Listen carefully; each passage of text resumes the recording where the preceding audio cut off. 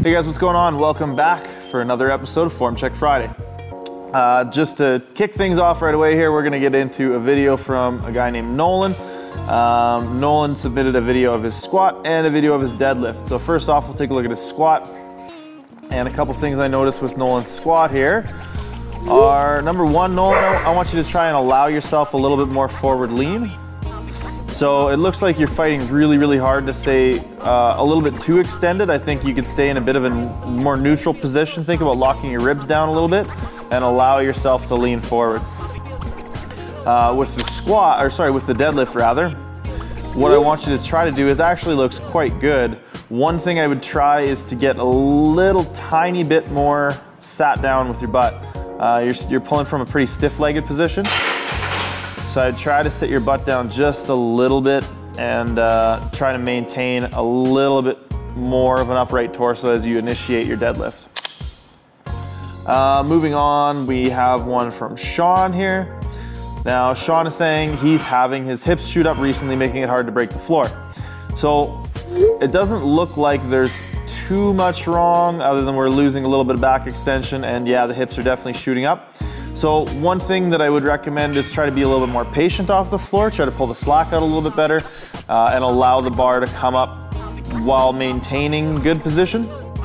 The other thing I would try is working in some pause deadlifts or even some snatch grip deadlifts, which are gonna put you at a really sort of disadvantaged position, but force you to use a lot of quads. Because of how close you'll have to be to the bar, you'll have to use a lot of quads off the floor, which can help increase the, help get you into a better starting position with your conventional deadlift.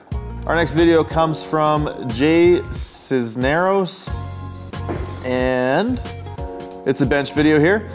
So one thing that I'm definitely noticing here is on the first rep, I can actually see you rearrange your feet as you go through the bench rep, which tells me that we're not focused enough on leg drive. So I think if you can dig your heels in a little bit further, really drive yourself up the bench into your arch, not only are you gonna flatten out a little bit less between reps, but you're also going to have just a tighter overall setup, really. Because if you watch just during this first rep, we get a little bit of a wiggle and your right leg is readjusting as you press. That right leg should be pressing down into the ground as hard as it possibly can throughout the entirety of that rep.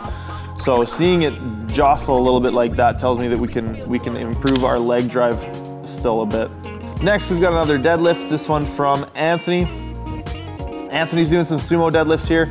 And mostly good, but I think this is sort of a classic case of why I don't always advise people to really drive their knees out during the deadlift. So Anthony's doing a really good job of getting his hips close to the bar and his knees out, but as you can see, the camera kind of transitions to a side angle, and we're seeing a fair bit of loss in positioning in his back, and we're losing that nice sort of little bit of natural lumbar curve in his low back, and that sort of bit of anterior pelvic tilt that we want to maintain a good position, make sure everything's biomechanically positioned as well as it can to make it through the lift. So I would work on actually letting your knees forward a little bit, keeping your knees or your butt a little further from the bar, and maintaining a little bit of a better position through the low and mid back, trying to maintain just a tiny bit more extension there on that. Next up, we got a video or a couple of videos from Danzel. And Danzel is doing a mock meet here. So he's got 3 attempts for his squat. And Danzel's a pretty classic example of what happens when we're a little bit too loose in the bottom. So you can see as the weight gets heavier and heavier, his sticking point becomes more and more pronounced because he gets about halfway down and then kind of almost dive bombs the squat. And you can see on the third rep here, the bar actually rolls pretty aggressively up his back, pitching him forward, putting him so far out of position that he's not able to complete the lift. So I think maintaining a little bit more control into the bottom of your squat, you're gonna get a lot less of that bouncing forward and that bar rolling and pitching you forward out of the hole. Probably gonna be backwards progression at first. You might have to take some weight off the bar in order to increase your strength in the long term. So I would work hard on trying to stay a little bit more in control of the weight as you hit the hole and through the bottom sort of third of that range of motion on your descent. So this next video comes to us from Andrew Song, and Andrew said he often has low back pain and ache after he squats. He says it doesn't really stick around for too long, it doesn't bother him too bad, but it seems to flare up every time he squats. Now, the biggest thing I'm noticing, Andrew, is that your back is actually in a pretty poor position here. You can see your upper back and shoulders are really rounded forward under the bar, and that makes it pretty apparent why you would be having low back problems. So when we're pitched forward like that, the spine's actually in flexion, which means it's working really hard to maintain its position because that bar is going to be consistently pulling you forward. So it doesn't surprise me that we're getting a little bit of backache. What I want you to do is I want you to pick your head up a little bit because you're looking really far down. I want you to look a little bit more straight out in front of you, even up a little bit, and try to pull those shoulder blades down your back just a little. Not only is this going to give the bar a better shelf to rest on and keep it from rolling forward on you, but it should help protect your back a little bit because your low back, your mid back, and your upper back are all in a little bit of flexion. Now when I say flexion, this being flexion, sorry, if this is the front of you and the bar is on your back here, this is flexion, this is extension. So right now we're kind of like this, and I want you to really work on trying to flatten out, even get a little bit of extension.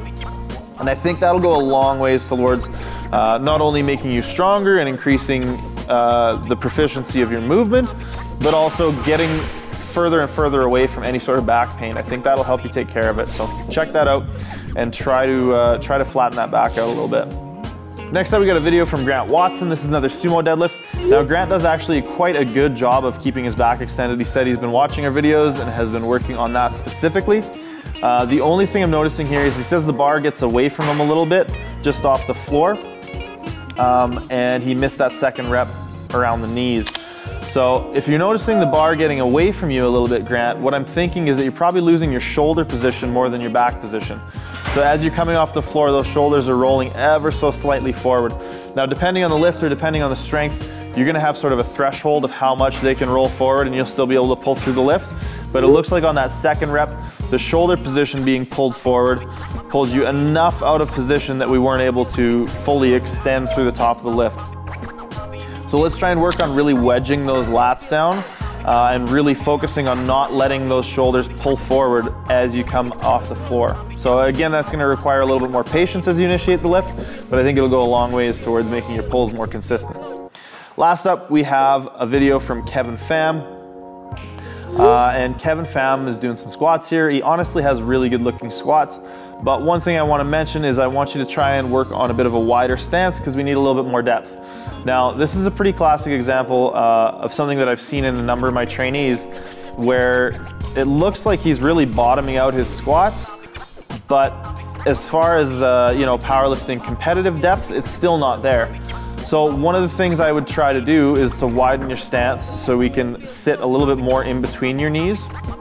It looks like you might be a bit more of a knees out squatter as opposed to a knees forward squatter. So let's try and widen that stance, really push those knees over the toes, not too far out, but over the toes, and try to sit a little bit more straight in between your heels and see if we can get that last little bit of depth there. It's not far off, excuse me, but we are a little bit high on most of these squats. So let's try and get a little bit deeper and you'll get those white lights in competition. So if any of you guys have noticed throughout the filming of this video, we have our new shirts now, which is super exciting. We've been talking about that for a bit, talking about the new launch, the new line, etc. So we have our shirts and we have our crew neck sweaters. We're gonna be launching those May 29th. Shortly after that, probably within a couple weeks, we're gonna be releasing ladies tees and ladies racer backs. And then a little bit later on in the summer, we're gonna try and do some tank tops and some hats. But we will be releasing these again on May 29th. So check out the link below our store. When that happens, we'll probably make another video specifically for that, but that's about it. Another thing, I'm gonna be competing this weekend at War of the West. So Dylan unfortunately won't be able to be there to film and do his usual bang up job filming and editing. So I'm gonna try to get some footage from a couple different sources, and Dylan's gonna put it together the best that he can.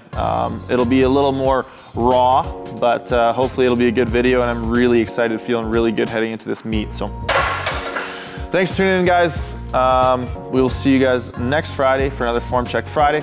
Like, subscribe, comment below, and bye-bye.